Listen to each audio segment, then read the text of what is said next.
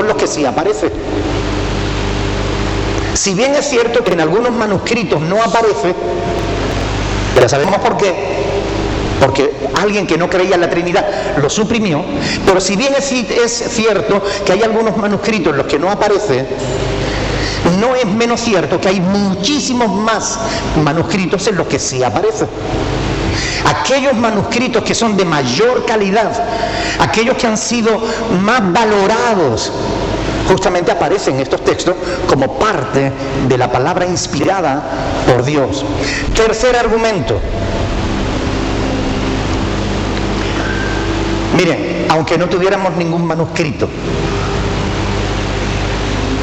solamente revisando la escritura, las cartas de los llamados padres de la iglesia, es decir, los discípulos de los apóstoles, desde el apóstol Juan hasta Constantino, este pasaje es citado en multitud de cartas.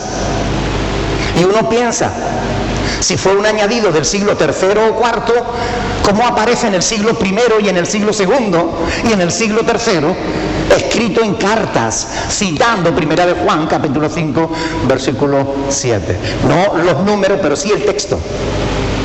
Es decir, existe evidencia más que suficiente para saber y aceptar con absoluta tranquilidad este pasaje como parte de la palabra inspirada por Dios.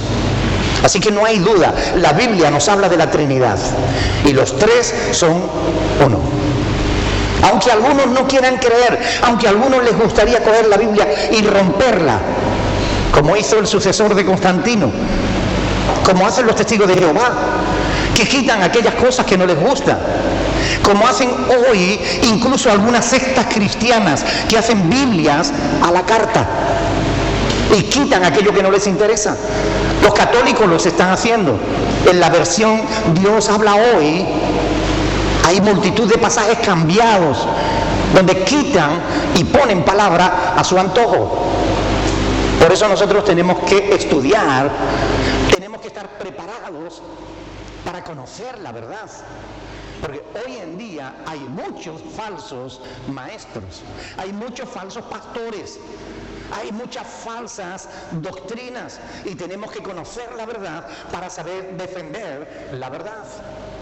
A lo largo de 2000 años de cristianismo, desde el apóstol Juan que escribió esta palabra hasta el día de hoy, la iglesia de Jesucristo siempre creyó en la Trinidad.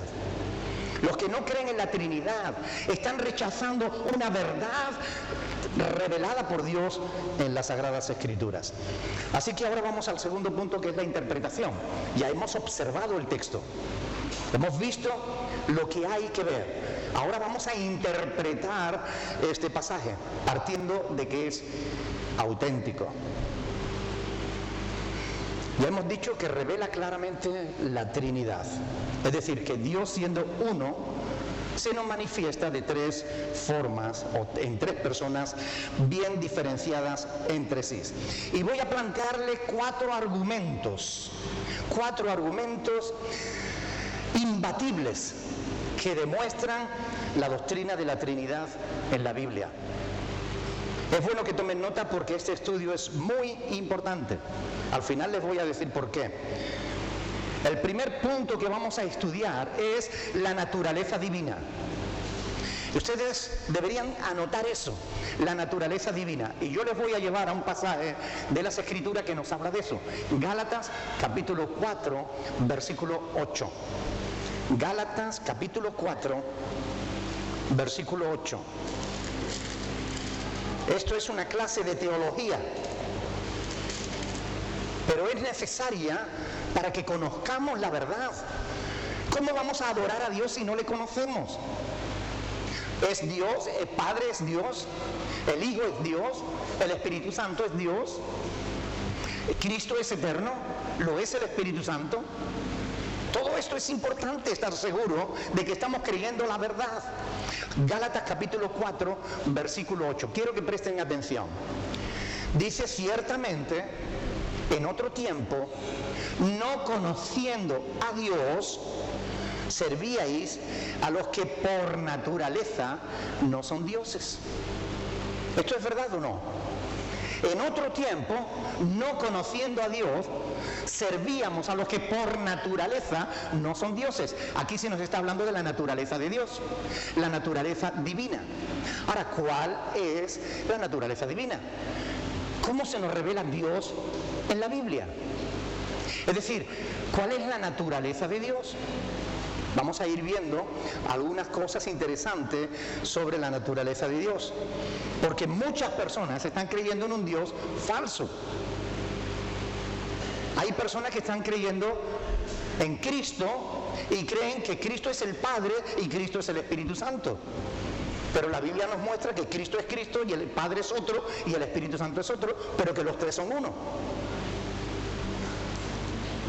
¿Por qué sabemos que hay gente que adoran dioses falsos? ¿Por qué sabemos que nosotros mismos en el pasado estábamos adorando a dioses falsos? Porque cuando pensamos en esos dioses nos damos cuenta de que no participan de la naturaleza divina. Y esto es lo que hay que tener en cuenta. La naturaleza de Dios. Las tres personas, Padre, Hijo y Espíritu Santo, participan de una única naturaleza. Solo ellos tres. Nadie más participa de la naturaleza divina. De la naturaleza divina, que no solamente van a tener los atributos que vamos a ver ahora. Vamos a ver 4 atributos, pero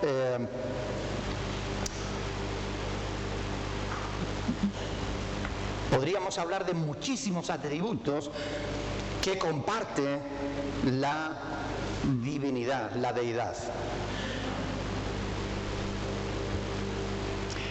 En nuestra web pueden encontrar un estudio amplio sobre la Trinidad y pueden encontrar ahí listas de textos, tanto aplicados al Padre, aplicados al Hijo y aplicados al Espíritu Santo. De manera que vemos que Dios es eterno, el Padre es eterno, el Hijo es eterno, el Espíritu Santo es eterno. Dios crea, Dios Padre crea, Dios Hijo crea, Dios Espíritu Santo crea. O sea, vamos a ver una lista de textos, de pasajes bíblicos que nos muestran realmente cómo los tres participan de la naturaleza divina.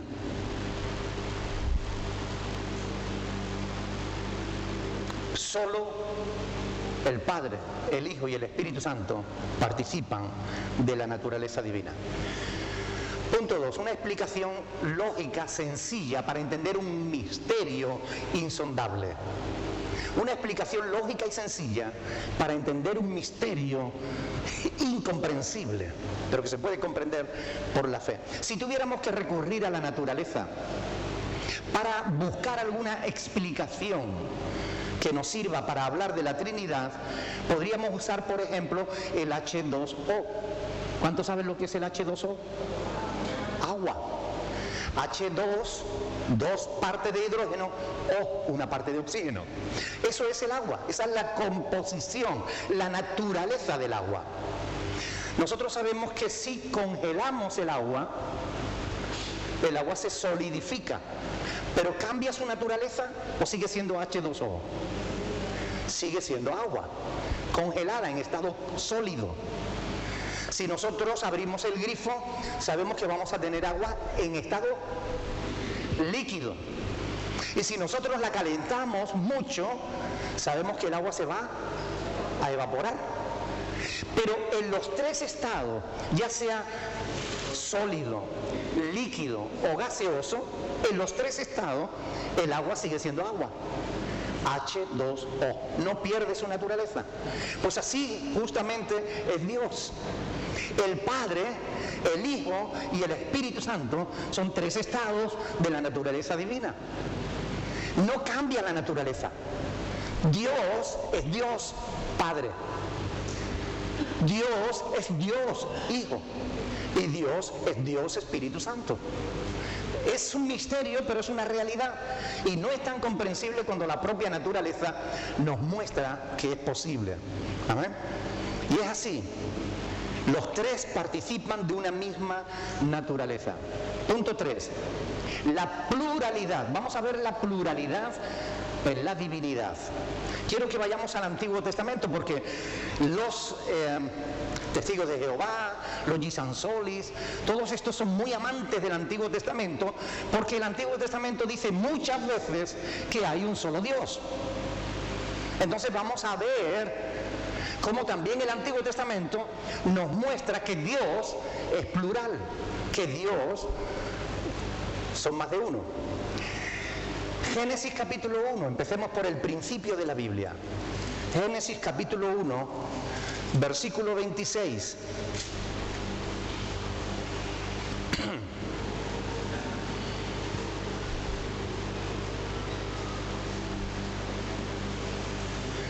Ahí dice, entonces dijo Dios, hagamos al hombre a nuestra imagen, conforme a nuestra semejanza. Génesis capítulo 1, versículo 26. Hagamos, es plural, pero es que antes ya hay otra palabra plural, Dios. La palabra que aparece en el original y que se traduce por Dios es Elohim. Y Elohim, la traducción literal al castellano sería dioses. Elohim es plural, no es singular. Por tanto, si tuviéramos que leerlo literalmente diríamos, entonces dioses dijo. El verbo está en singular, pero el sujeto está en plural. Porque dioses dijo no concuerda en nuestra confección lingüística, pero sí concuerda en la teología bíblica. Dios es plural, aunque lo que hace, lo hace uno. Porque si lo hace el Padre, lo hace igualmente el Hijo. Si lo hace el Hijo, lo hace igualmente el Espíritu Santo. Dioses dijo, hagamos al hombre a nuestra imagen. Algunos, los testigos de Jehová, por ejemplo, dicen, bueno, es que ahí Dios estaba hablando con los ángeles. ¿Y quién dice que los ángeles son iguales a Dios? No hay ningún pasaje que podamos decir eso, que pueda avalar esa falsa doctrina. Hagamos al hombre a nuestra imagen, a nuestra semejanza. Solo el hombre participa de la semejanza de Dios. Solo el hombre. Y podemos apoyarlo con multitud de pasajes bíblicos en los que Dios habla de que Él puso en el hombre justamente su semejanza. Versículo 27. Y creó Dios al hombre a su imagen. A imagen de Dios lo creó, varón y hembra los creó. Miren, Elohim sigue siendo plural, creó sigue siendo singular. Vez tras vez la palabra de Dios nos muestra a Dios en plural y lo que hace en singular. Capítulo 3, versículo 22. Génesis 3, 22. Y dijo Jehová Dios. Esto es curioso, porque aquí en el original dice, Jehová es Señor y es uno, es el tetragrama, es el nombre de Dios, que es uno, pero Dios sigue estando en plural. Dijo el Señor Dios, y aquí el hombre es como uno de nosotros, sabiendo el bien y el mal. ¿Quién puede ser como Dios? Curiosamente, el texto favorito de los testigos de Jehová, de los Gisansolis y de todos los que no creen en la Trinidad es Deuteronomio capítulo 6, versículo 4. Vamos a ir a Deuteronomio 6, 4. Este es el texto favorito de los que no creen en la Trinidad.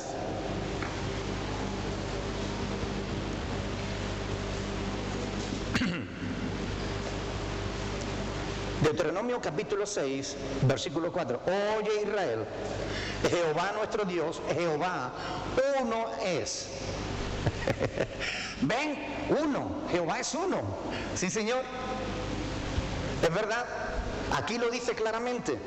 Oye Israel, Jehová nuestro Dios es Elohim. nuestro Dios es plural. Jehová uno es. Así que tenemos la pluralidad y la singularidad de la divinidad. O sea, hay un Dios que es plural. Hay un Dios que es plural, pero pertenece a una sola divinidad. Dios es uno, es verdad, pero es plural. Por eso dice, hagamos a nuestra. Y esto es muy interesante, ni siquiera los testigos de Jehová lo pueden rechazar, porque cuando hoy en día tenemos las herramientas que tenemos, los diccionarios interlineales, es decir, la Biblia, tal como estaba escrita en su original, con la traducción directa al castellano, ahí ya no hay tutía, ahí ya, oiga, aquí pone Elohim, y Elohim significa dioses en plural. Así que no podemos interpretarlo de otra manera. Sí, pero que dice que uno es verdad. Uno es, hay un solo Dios, pero es plural. Así se nos revela, así se nos manifiesta. Para nosotros es un problema.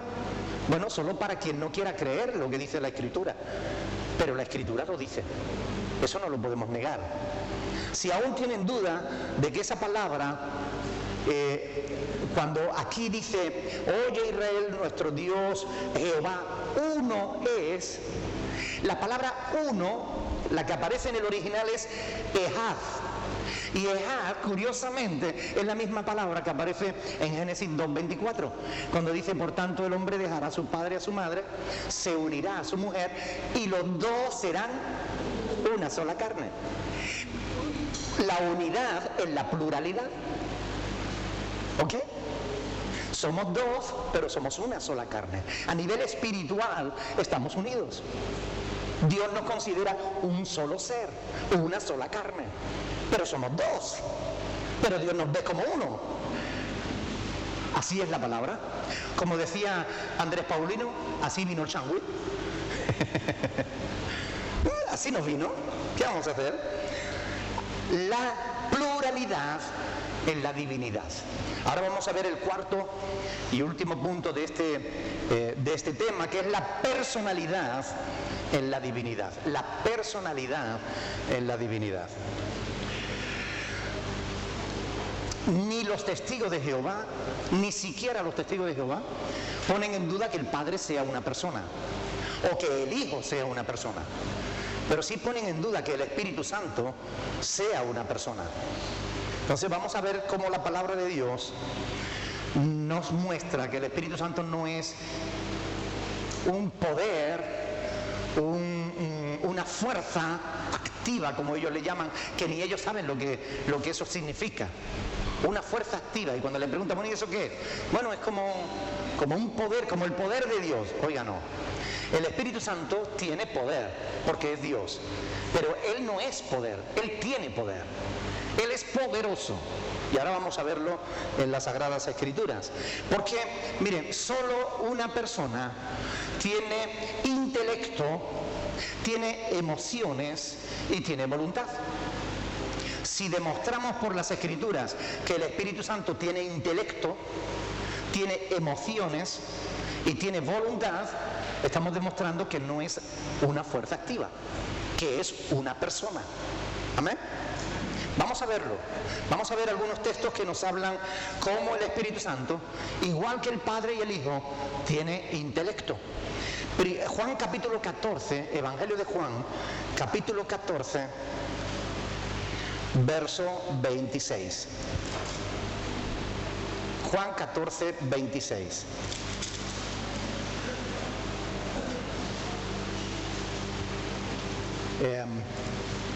Creo que es al revés. 16, 24 puede ser. No.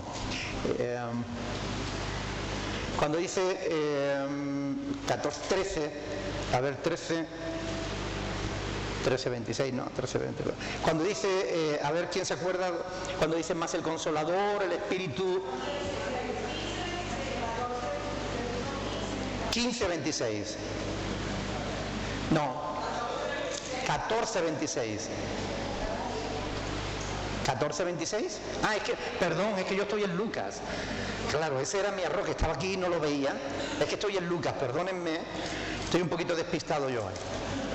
Juan 14, 26. Estaba bien entonces. Aquí está, Juan 14, 26. Miren, ahí dice la palabra del Señor. Mas el Consolador. Oiga, para consolar, yo creo que pocas personas se consuelan. Por ejemplo, si tiene una queja con Telefónica y tú llamas por teléfono y te sale una máquina diciéndote, mire, si quiere contratar nuestros servicios, marque 1, si quiere hacer no sé qué, marque el 2. Yo creo que pocas personas se consuelan, ¿verdad? ¿Verdad que las máquinas no nos consuelan?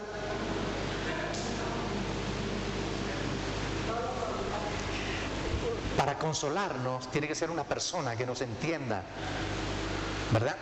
Pues fíjense cómo se le llama al Espíritu Santo. Jesús dice, más el Consolador, el Espíritu Santo. El Espíritu Santo es consolador, nos consuela, nos anima, nos fortalece, nos ayuda. ¿Ok? Dice, a quien el Padre enviará en mi nombre, ¿Él qué hará? Y para enseñar, ¿qué hace falta? Intelecto. Hace falta saber para poder enseñar. Hace falta capacidad intelectual. El Espíritu Santo os enseñará todas las cosas y os recordará todo lo que yo os he dicho. Aquí hay intelecto en el Espíritu Santo. Hay otros pasajes como 1 de Corintios 2:13, 1 de Corintios, vayamos para verlo, porque es interesante ver 1 de Corintios 2:13. Dice, lo cual también hablamos, no con palabras enseñadas por sabiduría humana, sino por las que enseña el Espíritu, acomodando lo espiritual a lo espiritual.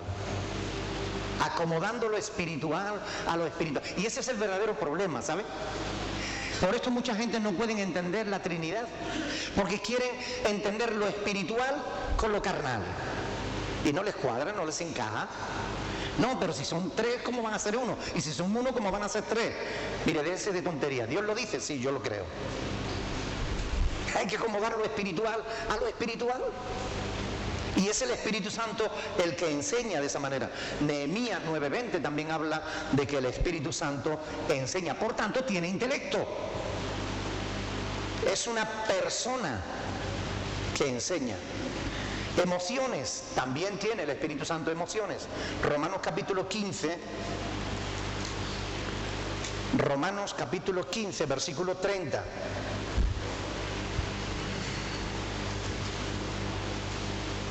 Romanos 15:30. Pero os ruego, hermanos, por nuestro Señor Jesucristo y por el amor del Espíritu, que me ayudéis orando por mí a Dios. Por el amor del Espíritu. Oiga, una fuerza activa, por ejemplo, es la electricidad. ¿Alguien se siente amado por la electricidad? Mete los dedos en un enchufe, a ver si te ama. La gasolina. Son fuerzas activas, son capaces de poner en marcha un motor. ¿Pero alguien ha sido amado jamás por la gasolina?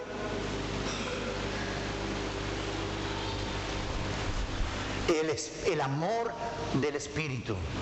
El Espíritu ama. Si ama, el amar es una cualidad, una característica única de las personas. Santiago capítulo 4, versículo 5. Santiago 4:5. Dice claramente, ¿o pensáis que la Escritura dice en vano, el Espíritu que Él ha hecho morar en nosotros nos anhela celosamente? Nos anhela celosamente. Es decir, está declarando que el Espíritu Santo nos ama, nos quiere, nos desea proteger, nos anhela. Solo una persona puede anhelar, tener deseos. Vamos a la voluntad. La gasolina, si nosotros la dejamos en un sitio, ¿podrá moverse sola? Para que se mueva tiene que estar dentro de un auto, ¿verdad? Pero si la dejamos en un bidón y la ponemos en cualquier lugar, allí se queda. No tiene vida propia, no tiene voluntad, no puede ponerse en marcha sola. Vamos a ver 1 Corintios 12, versículo 11. Este es un pasaje que todos conocen porque estamos estudiando esta epístola. Cuando se habla de los dones del Espíritu Santo, dice que Él reparte a cada uno en particular como Él quiere. El Espíritu Santo quiere. El Espíritu Santo tiene voluntad. Él le da a uno un don, a otro le da otro, repartiendo a cada uno en particular como Él quiere. Hay voluntad en el Espíritu de Dios.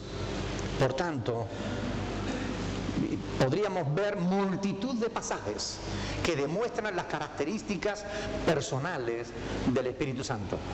Porque hay multitud de textos en los que se habla de que el Espíritu Santo es Dios. El Espíritu Santo es una persona, la tercera persona de la Trinidad. Llegamos al final, a la aplicación. Bueno, ¿y todo esto qué tiene que ver conmigo? ¿Y todo esto de qué me sirve a mí saberlo? ¿Para qué es útil esa información que hoy hemos compartido sobre la Trinidad? ¿Nos bendice de alguna manera este conocimiento? Bueno, la cuestión es, ¿nos bendice conocer a Dios? Yo creo que si no le conoces, no puedes ser igualmente bendecido. La vida cristiana consiste en mantener una relación íntima con Dios. Pero ¿cómo vamos a mantener una relación íntima con quien no conocemos? Muchos lo hacen, ¿verdad? Cuando un hombre adultera, mantiene una relación íntima con una mujer que no es su esposa, ¿está haciendo algo bueno o malo? Malo. ¿Le bendecirá igual que cuando mantiene intimidad con su esposa? De ninguna manera. Cuando nosotros tratamos de mantener relación con Dios sin llegar a conocerle, es como si quisiéramos tratarle como a una prostituta. Como si nos llegamos a Él solo para recibir algo en nuestro beneficio. ¿Ustedes creen que ese es el tipo de relación que Dios quiere tener con su pueblo, con su iglesia? No. Dios quiere que le conozcamos y que le conozcamos bien. Que sepamos realmente cómo es Él. Él es uno, pero se manifiesta en tres formas diferentes. Jesús mandó que nosotros escudriñásemos las Escrituras, porque las Escrituras dan testimonio de Él. Y vayamos al contexto del texto áureo, 1 de Juan, capítulo 5, donde ahora vamos a leer no el versículo 7, que es el que nos está sirviendo de base, porque ahí dice, en el versículo 7, 1 de Juan 5, 7, dice, porque tres son los que dan testimonio en el cielo, el Padre, el Verbo y el Espíritu Santo. Y estos tres son uno. Leamos ahora el 11. Y este es el testimonio. Porque tres son los que dan testimonio, pero ¿de qué testimonio? ¿Qué testimonio es el que Dios da? En el versículo 11 dice, y este es el testimonio, que Dios nos ha dado vida eterna, y esta vida está en su Hijo. Y el que tiene al Hijo, tiene la vida. Y el que no tiene al Hijo de Dios, ¿qué dice? No tiene la vida. Así que tres son los que dan testimonio en el cielo, el Padre, el Verbo y el Espíritu Santo. ¿Y qué testimonio nos están dando? Que la vida eterna está en Cristo.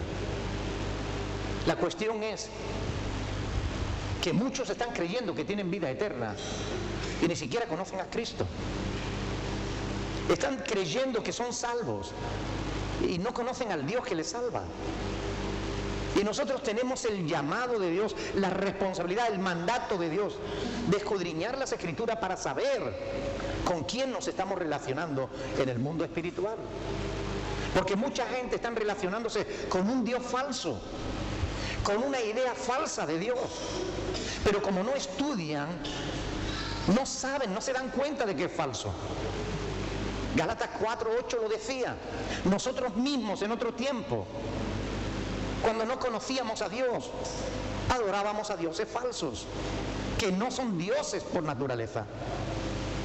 Pero nosotros tenemos que conocer en profundidad la palabra. Es la voluntad de Dios que conozcamos las Escrituras, porque es a través de las Escrituras que le conocemos a Él.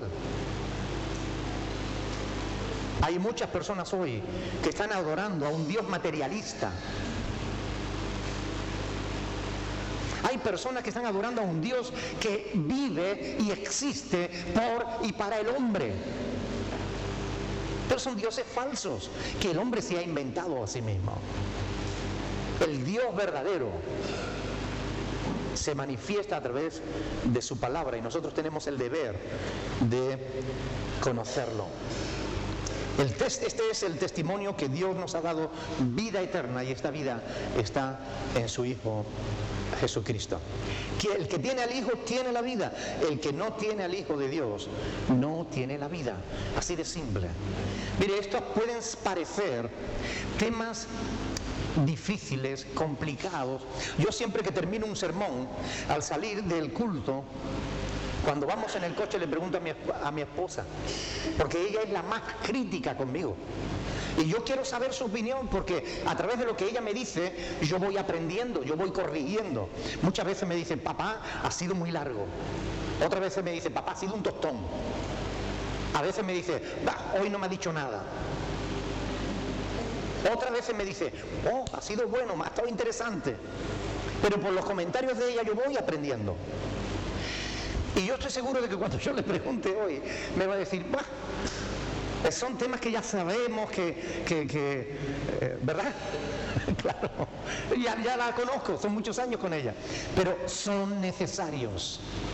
Porque miren, si no conocemos bien en profundidad la Escritura, claro, cariño, tú llevas 30 y tantos años en el Señor, pero hay personas que llevan menos tiempo y necesitan conocer en profundidad la palabra. Estos temas de los que hoy no se suele hablar en los púlpitos, pero miren, los púlpitos están no para hablar de autoayuda, no para decirles ustedes son los mejores y ustedes tienen que sentirse bien y felices y contentos, porque la voluntad de Dios es que ustedes sean felices y ya está. Para eso no están los púlpitos. Los púlpitos están para predicar la palabra de Dios, para exponer la verdad de las Sagradas Escrituras. Y aunque ustedes la sepan, yo no me cansaré de repetirles estas cosas, como dice el apóstol Pedro, porque es necesario que estén preparados para dar razón, con mansedumbre y reverencia, de la fe que hay en vosotros. Ante todo el que demande razón de vuestra fe, ustedes deben estar preparados para defenderla. Y por eso deben conocer estas cosas. Así que yo he cumplido en esta mañana con mi parte. He expuesto la verdad de Dios. Y ahora quiero decirles, hermanos, ¿realmente conocen a Dios? Hermanas, ¿realmente están teniendo una idea correcta y bíblica del Dios al que adoran? ¿O solamente le conocen a medias? Yo en esta mañana les invito, por favor, pídanle a Dios que les ayude a tener hambre y sed de Él, a querer conocerle más profundamente. Cuando vemos a una persona, podemos enamorarnos a primera vista y después resultar ser una mala persona. Con Dios estamos llamados a vivir por toda la eternidad. En Dios no vamos a encontrar una mala persona, pero sí que es necesario que le conozcamos. Amén. Vamos a ponernos de pie, vamos a orar al Señor y le vamos a decir, Señor, ayúdanos a entenderte, ayúdanos a conocerte, ayúdanos a tener un buen conocimiento de tu palabra y de tu persona, para que de esa manera realmente Dios sea glorificado. Padre Celestial, yo en esta mañana he predicado tu palabra. He dicho lo que tenía que decir, Señor. He expuesto la verdad que tu palabra revela. Este misterio que algunos rechazan, pero que es verdad. Tú eres uno, pero te manifiesta en tres personas diferentes. Y nosotros creemos todo lo que dice tu palabra. Declaramos nuestra fe en ti, Señor. Nuestra plena confianza en que tu palabra es sabia, de que tu palabra es lo que necesitamos conocer. Señor, ayúdanos para que, profundizando en tu palabra, podamos llegar a conocerte más profundamente también a ti. Danos amor, Señor, por tu palabra. Por favor, en medio de tanta apostasía como hay, en medio de tanta palabrería humana, ayúdanos, Señor, a recurrir a tu palabra, a amar tu palabra, a defender tu palabra, a conocer en profundidad tu palabra, para poder defender tu verdad, Señor. Padre, llévate la gloria y la honra ahora y siempre en el nombre de Jesús. Amén. Amén. Hoy es culto de comunión y vamos a celebrar la Santa Cena, que es el recordatorio del sacrificio de Cristo en la cruz. Un sacrificio indispensable para nuestra salvación. La sangre de Jesucristo nos limpia de todo pecado y de toda maldad. Es por eso que nosotros celebramos la Santa Cena, anunciando la muerte del Señor y su pronta venida. Aunque estos temas son conocidos, también la Santa Cena la repetimos una vez al mes. Y una vez al mes tratamos de recordar la importancia de lo que Jesús hizo en la cruz del Calvario. Tratamos de que entendamos que sin Cristo estábamos perdidos, sin esperanza y sin Dios en el mundo. Cristo instituyó la cena, la Santa Cena, justamente la noche que Él celebraba la Pascua con sus discípulos.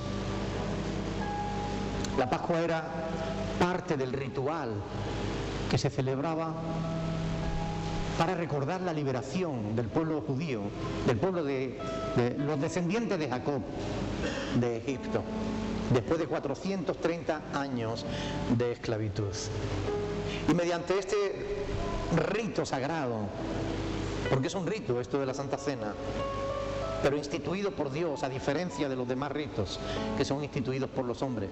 A través de este rito, nosotros recordamos que un día fuimos liberados de todos nuestros pecados por la sangre de Cristo, el Cordero de Dios que quita el pecado del mundo.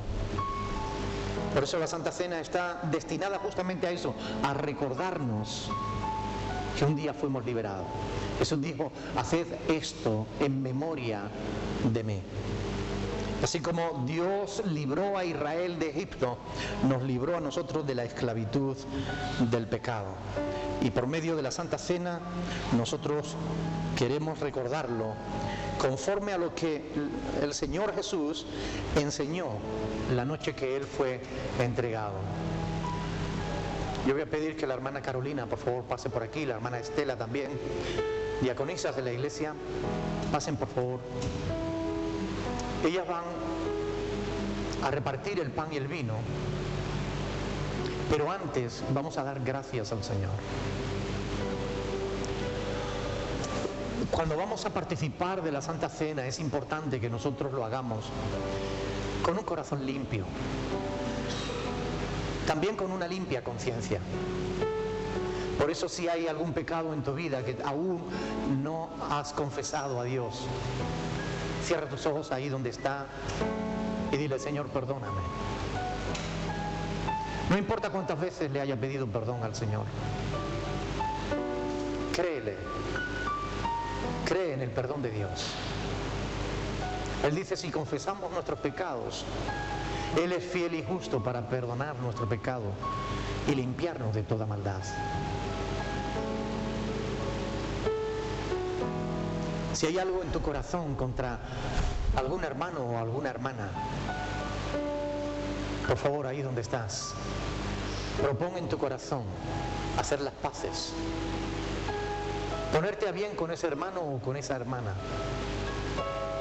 porque somos llamados a la comunión con Dios pero también a la comunión de los unos con los otros. Y estamos en la presencia de Dios no solo para celebrar un rito, que si lo hacemos sin entender realmente lo que significa, no estaríamos haciendo nada. O aún peor, estaríamos ejerciendo un juicio contra nosotros mismos. La palabra de Dios dice que debe celebrarse con dignidad. Y no se refiere a la dignidad de las personas que participen de la Santa Cena. Se refiere a la dignidad de lo que hacemos, cómo lo hacemos. Porque dignos no hay ninguno. Todos somos indignos de la comunión con Dios. Pero Él nos ha hecho dignos por medio del sacrificio de Cristo. Por eso, porque es por gracia, podemos acercarnos a la mesa a la que somos invitados, a la mesa de Dios. Y podemos decirle, Señor, gracias.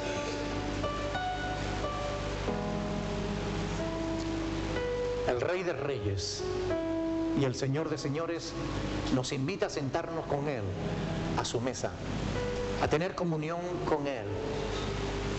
No es el rey Felipe VI, es un rey mucho más importante, un rey mucho más grande que ningún rey de la tierra. Él nos está invitando en esta mañana a sentarnos con Él, a tener comunión, a platicar con Él. Por eso, ahí ahora donde estás, cierra tus ojos, habla con el Señor. Dile, Señor, yo quiero rogarte en el nombre de Jesús que perdones todos mis pecados. Díselo al Señor. Dile, perdona todos mis pecados. Padre Celestial, gracias por esta oportunidad hermosa que tú nos das como familia, como tu familia, de poder celebrar este pan y este vino, de poder recordar por medio de ellos el sacrificio de Jesucristo tu Hijo en favor nuestro. Padre,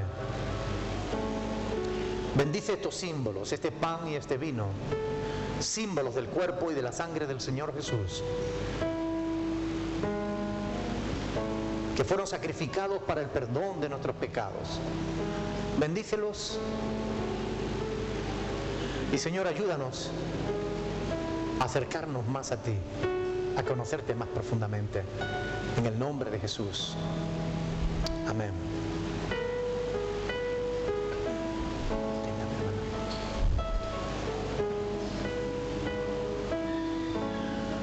Los dos.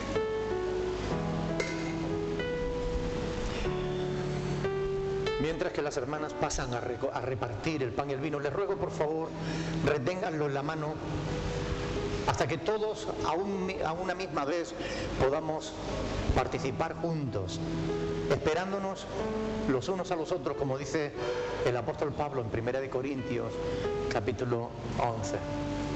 Mientras tanto, yo quiero aprovechar esta oportunidad para animarles, para decirles, hermanos, hermanas, somos benditos del Señor.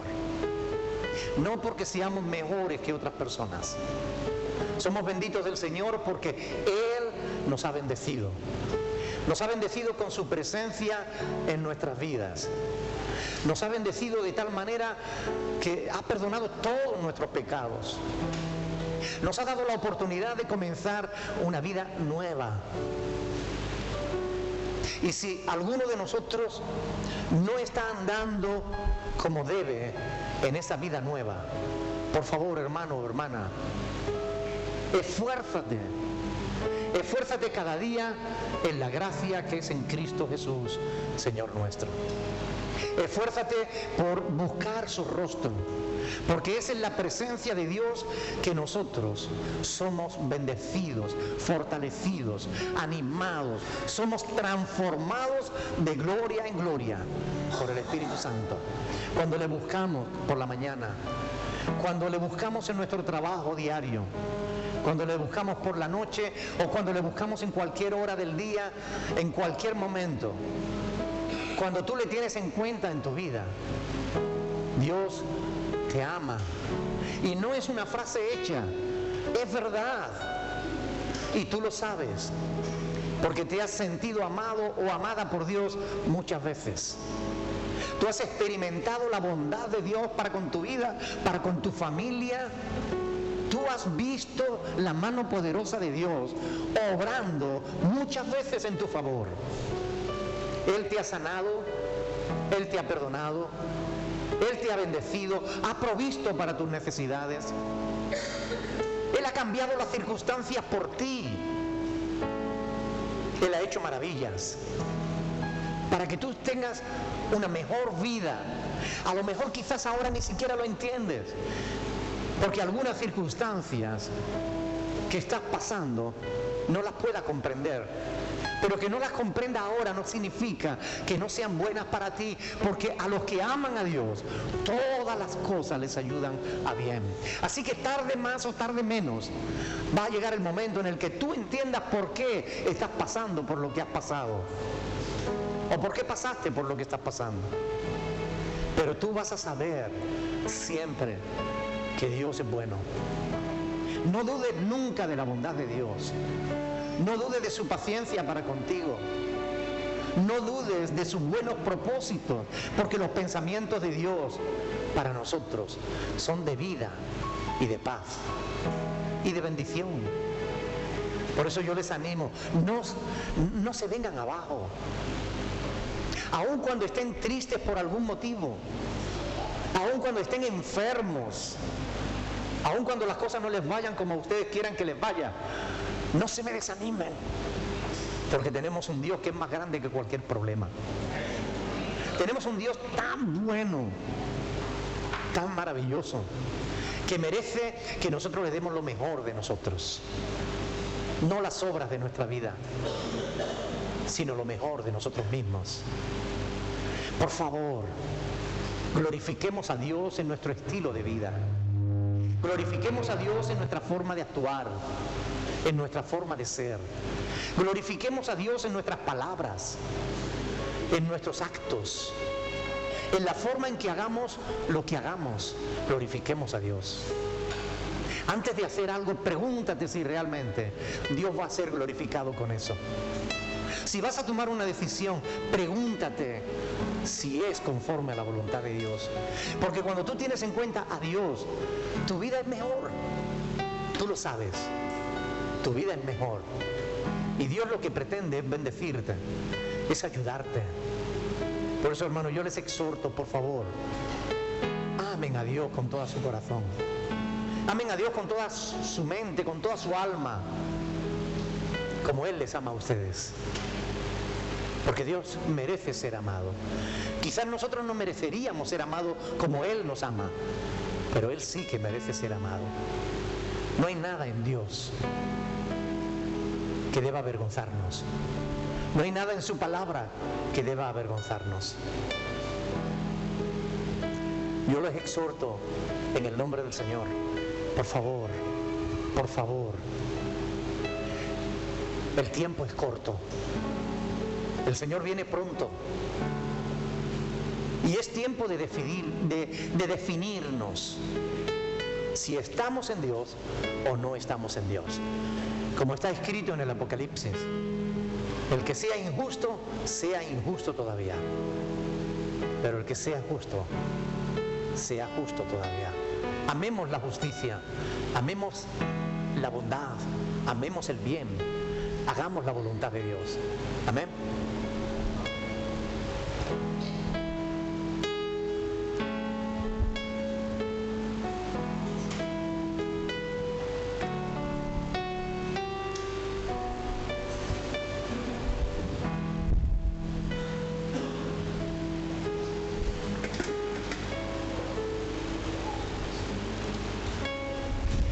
Dice la palabra del Señor que el Señor Jesús, la noche que fue entregado, tomó pan dio gracias, lo partió y lo dio a sus discípulos diciéndole: tomad, comed todos de él, porque esto es mi cuerpo que por vosotros es partido. Haced esto en memoria de mí. Así que con gratitud en nuestro corazón, recordando que nuestros pecados han sido perdonados porque Cristo estuvo dispuesto a ofrecer su propio cuerpo, demos gracias al Señor, participemos todos de él.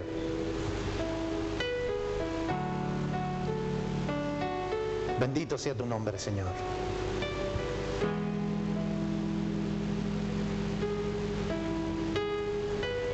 Gracias, Padre.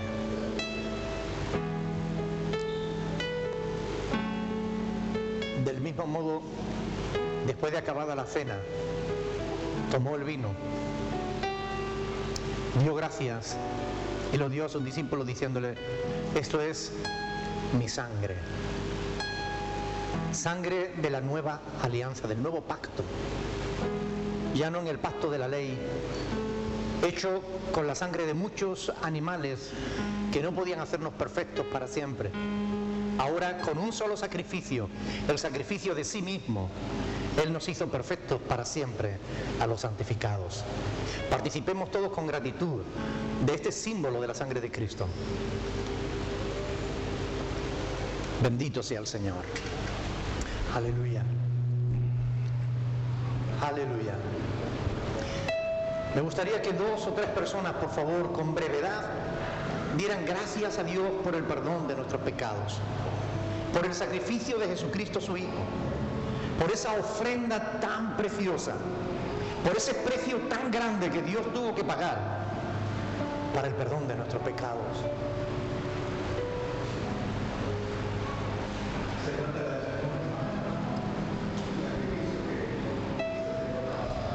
Gracias, Señor.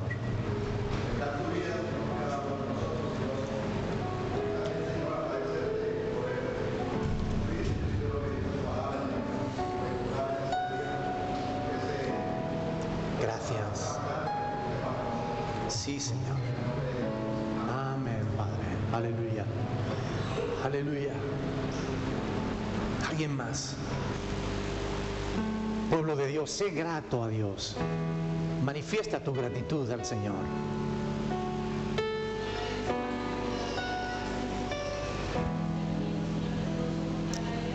Gracias. Gracias.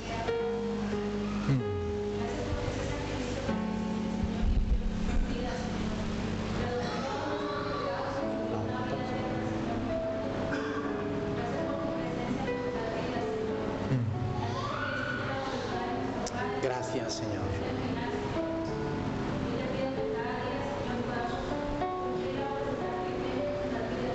Gracias.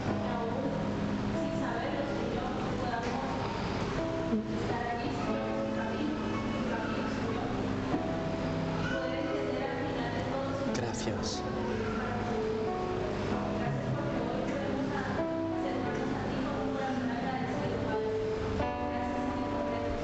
Amén, Padre. Oh, aleluya. Aleluya. Gracias, Señor.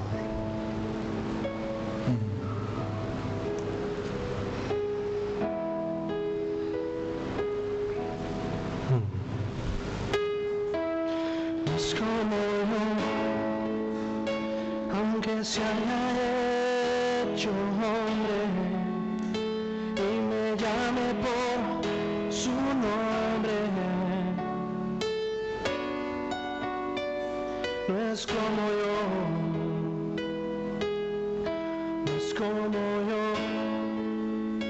aunque en todo fue tentado, eres limpio y sin pecado. No es como yo.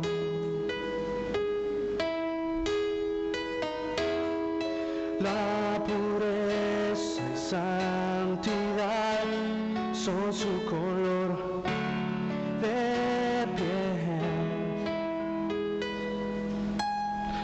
No es como yo. Él es santo y es perfecto. Es sublime y es eterno.